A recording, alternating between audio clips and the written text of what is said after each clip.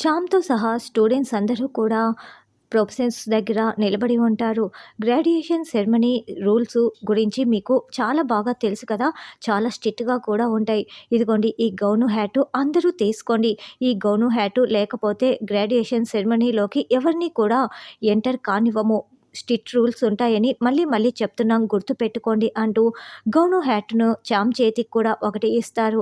తర్వాత చామంతి వాటిని పట్టుకొని చాలా సంతోషంగా నడుస్తూ వెళ్తూ ఉంటే ఒక అమ్మాయి పొరపాటున కాలు స్లిప్ అయిపోయి కింద పడిపోతూ ఉంటుంది. చామంతి చేతిలో ఉన్న ఆ గౌను హ్యాట్‌ని పక్కన పడేసి మరి ఆ అమ్మాయి కింద పడకుండా పట్టుకుంటుంది.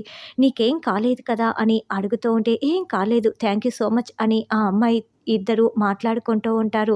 అప్పుడే నిషా అక్కడికి వచ్చి చామంతి చూడకుండా కింద పట్టేసిన ఆ గౌను హ్యాట్‌ని తీసుకొని వెళ్ళిపోతుంది.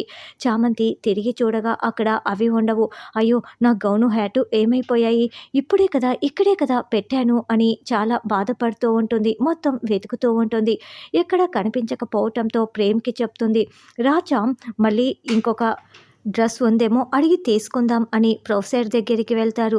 "సార్, ఇంకొకటి ఉంటే ఇవ్వండి సార్, ప్లీజ్ సార్, నాది మిస్ అయిపోయింది" అని చామంతి అంటే, "చూడు చామంతి, నేను కాలేజ్ రూల్స్‌ని బాగా ఫాలో అవుతాను.